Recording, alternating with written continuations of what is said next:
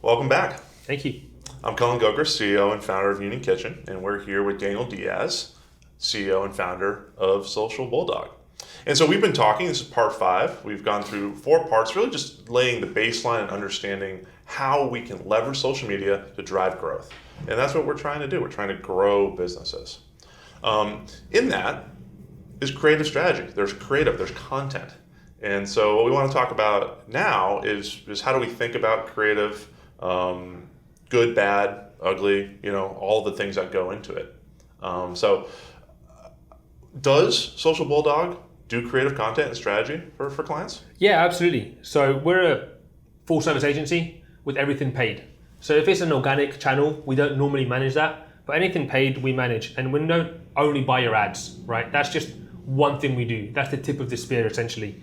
We help you with planning your business growth, with figuring out when it's right to invest, how to invest. We have a lot of experience in that, and all the way through to measurement, how you should measure, how you should think about this platform, this industry, and then also on creative. We help you with the strategy, and then we really meet the client where they currently are. Yeah. A lot of our clients might have an in-house creative team that we then work closely together with and request creative from them, help them build a strategy out, or the other way to the extreme, where we can actually make creative from scratch for you as part of our offering. It really depends where you are at that life stage in your business. Well, and I think people's comfort levels are kind of all over the map at that, right? And where they're investing, their human capital, right, as well. Very cool. So how do you guys think about that? What does creative strategy, mean at Social Bulldog? Yeah, so I'll start with organic, just to really get that out of the way. Your organic creative should be very different to your paid. Okay. I think your organic's a great place for you to express who you are as a brand, as a person. I think, for example, founder stories and videos resonate really well. I think that's a great place. Storytelling. Yes, exactly. Trust building. Exactly. Here we are. Got it. And that should live in your organic channels. So even on Facebook, when you post as your business, think about it in that space. That's where you can be really creative with your storytelling. In paid ads, you have less opportunity to do that because ultimately you need to drive revenue. And many times the creative that drives revenue is not the creative that tells your story. And they're very, very different.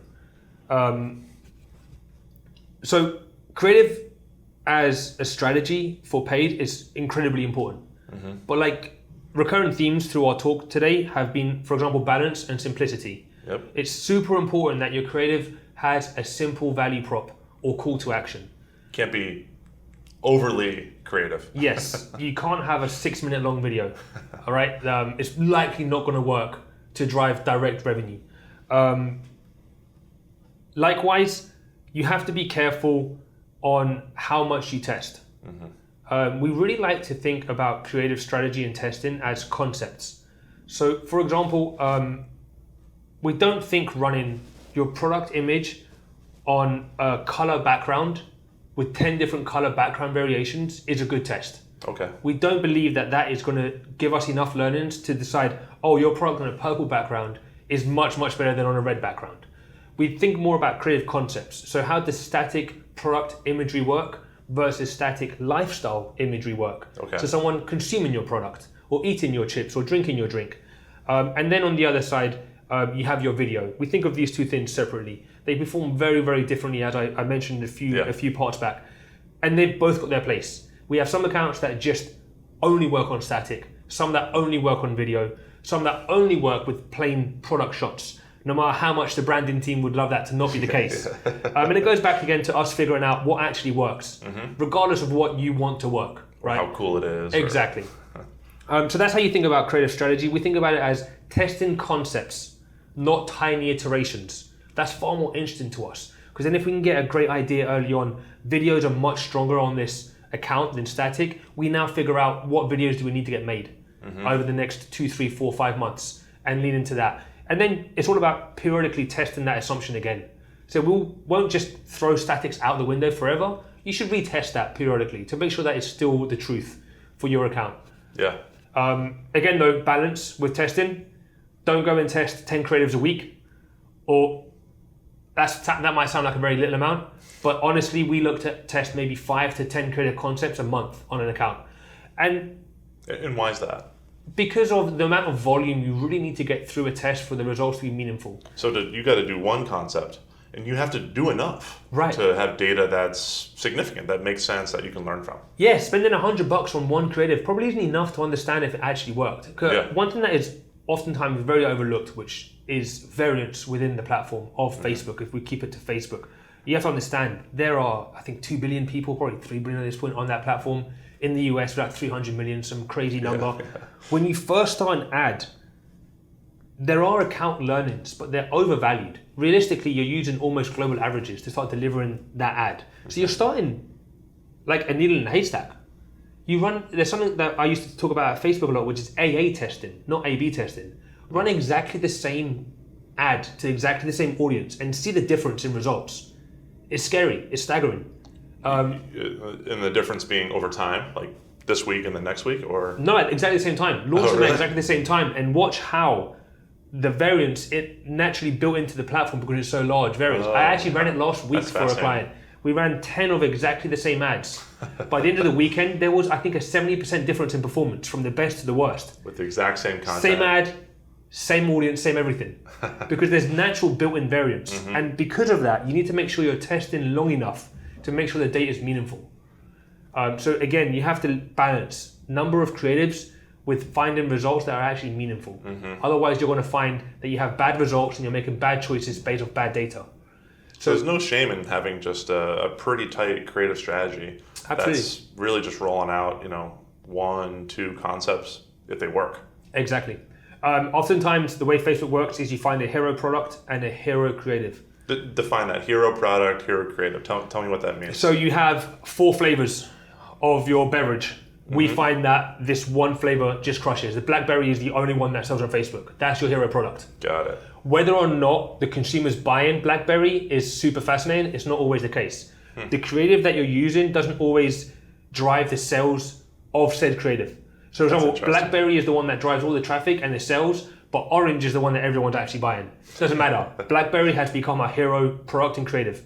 Interesting. And what was the other hero thing I mentioned? Hero Creative. Hero product, hero creative. Okay, right. So those two things can be different, and they're the ones that are going to drive your evergreen strategy. We'll have accounts that run for months at a time, and I'm talking about cranking spend here on that one image and that one product. No matter how much you would not like that to be the case, that's the way the platform really works. That's fascinating. And then everything below that is testing to see if you can improve on that. You will find it's very often very hard to beat that. And oftentimes it's the creative that the brand would probably not want to be their best creative. Yeah. It's not really telling their story right. For many times it's the product image on a white background, unfortunately, for creative teams out there. It's not the beautiful video or the beautiful imagery. It's something simple. And that's what's very, very nuanced and interesting about Facebook. The consumer needs this simple storytelling to them. Well, they're just getting so much, right? I mean, Yeah. there's not a lot of nuance, I think, in how sometimes people are engaging. So simple, and here we are with the white background. Right. I mean, Bias. I'm not saying go and only test that, but do not test that, because that often works very, very well. It's not a bad thing. Yes. I think sometimes people they might tie themselves up in this idea of being creative, being cool, and they'll forget that you don't have to be. Yes. All you have to do is sell. And if you're cool, great. If you're not cool, also great. You'd be surprised how many times product images from your site work well for ads. It's really interesting. Just the simple product shot. Well, it does make sense in a way that, if we're thinking about, the conversion rates at all those different steps in the buyer's journey, which we were talking about in an earlier part, if you're clicking an ad and you're going to the site and it's the same picture, this familiarity, you're not scared, you're not taken aback by all of a sudden, it's like all these crazy colors, That is. I clicked a simple thing, I got a simple thing, 2 more clicks, and it's arriving at my house tomorrow. Yep. That sounds like a win. It's a super important thing that you've just flagged. It's the cohesiveness between your ad and your website. It's super Can't important. be wildly different. Yep. Yep, exactly. Yeah, that is interesting. I mean, it's like if you're spending a lot of time on testing, wildly different, content strategies on your social media that are, over here, far off to the crazy town, and then they're clicking through and they come to your website and it's not that, is that customer's conversion going to be there at all? Or are they going to be like, well, man, they really misrepresented who they are as their core brand? Yeah, continuity is super important when it comes to creative. Yeah, that's Absolutely. awesome. It's really interesting. And I think as we all get caught up in all the things we see on social media, it's easy to lose sight of that. Yeah. There's also a few things I wanted to touch on about best practices for Facebook Awesome. specifically, which actually is super important when you're shooting product and doing any kind of video marketing, which is aspect ratios and durations, things like that. You should always think about framing your video or your imagery. Imagery is obviously a lot easier because you can only crop it afterwards. Yeah. Into a 1:1 aspect ratio. It's the most. Obviously So within Facebook, you have different ways that the ad can be displayed, whether it's in what we call newsfeed or in stories. They have different aspect ratios. 1:1 is the safest really nowadays. You can go crazy and have different aspect ratios for each placement, but what we found super interesting is that it doesn't always help conversion. While it might not look great from a brand standpoint, and that's also very important, it doesn't actually hinder performance to show a square image in a stories format, which generally be very, very vertical. So if you're going to have one aspect ratio, it should be 1:1. Got it. Video should be anywhere between really less than 15 seconds, honestly. They need to be short and concise. Have a CTA in there, have a value prop in there. Boom, boom. Again, running a 3-minute video is probably not going to be ideal. They're always outliers. I can't stress this enough. I haven't said this yet, but in all these parts, there's always outliers. We have a brand that runs a 4-minute video, and I don't understand how it still works. It should not work. Again, these are best practices. The majority of the time, these are going to work better than they don't, but there are outliers. So shoot 15-second videos for Facebook and have an aspect ratio of 1:1. Those two things are pretty important. And 1:1 is square. It's just saying a square. Yeah, a square image and video. It just plays. It's the most flexible across all placements, which is what you really want. Yeah, because if it works, you want to use it Exactly. again and again. Yeah. Very cool. One thing that I keep thinking about, and we talked about, 5 to 10 concepts in a month. How long should you run a concept? Do you run it for a day and then switch it up? Do you have to run it for 2-3 weeks to get the data you need? Is there best practice there? Absolutely. And I love that you brought that up, the idea of time. The platform's time agnostic. It reports on a 24-hour window. The algorithm doesn't care if today's Wednesday or Friday. Okay. It's more about volume. How much spend have I got through it, and what are the said results? I would say that if you've spent enough money to have driven 10 conversions at your target cost and haven't seen a single conversion, you've probably got enough data now to know that it's probably not going to work. At the same time, though, you shouldn't expect 10 conversions from the first budget spent, right? Yeah. There's a balance here, like always. And a conversion, as you're defining it, is they went all the way through, clicked all the clicks, bought the product. Exactly. And your benchmark should always be your best creative on the account, right? If it's not beating that creative and it's not addressing a different product or a different segment of audience, which normally it won't, why am I even running this? Yeah, you don't. It's not beating the best one we have, so just Second place is the first loser. Exactly. You run the best content. Awesome. Yeah. That's very cool. So it's not about time. It's more about dollars spent for the algorithm to consume and give you good, clean data that you can then use to make decisions on new content, new concepts, tweaks, this or that, or better product, whatever. Exactly. Data and signal, always king. They're always the things that you should be thinking about most. Very cool. So, these are kind of the technical sides, right? In thinking about creative. Of course, there's the just purely creative. How do you advise folks on that, or what do you do? Do you tell people to, build interesting content, how to build that? Is there a good way to think about that, or is that just overthinking it? Not really. I think that again might fall slightly more into the organic side of things. Okay. To build this interesting content that doesn't have a requirement to drive sales. That's super critical, right? Okay. There's little point us shooting a $50,000 video shoot that's meant for TV if it's not going to drive sales. Yeah. So I think there's a very careful balancing on why are we making this content and what is the purpose. Very often our accounts obviously have a lot of data already, so we have some indication of what's working, what isn't working, and we will very often help dictate the next photo shoot and what we require from that shoot. The client will generally have their own requirements on the content coming up and why they want to use it, and we just advise on what we need or what makes sense for paid ads. So I think most of the time a brand has a very good idea of what they want to create content-wise. Yeah. We just help guide you on whether or not it's a good idea or a bad idea for paid ads specifically. Got it. And a lot of that is time and investment. It's like, we want to shoot this incredible, story about our product for you to use on Facebook. It's like, whoa, pump the brakes. How much is it going to cost? And is it really worth testing such a wild concept that's so expensive out of the blue like that? Probably not. Yeah, this is funny. The organic versus inorganic, and what type of content makes sense. The storytelling, maybe about the founder, maybe about less kind of like immediate things. But your inorganic, your ad spend, it's driving sales, and so it's got to be the product. Pretty much. Buy it. Maybe here's a discount. Exactly. And that's kind of the driver of that sort of stuff. Yes. No more than 15 seconds. Right. Very cool. So you guys also will do creative for people. You do a little bit of that.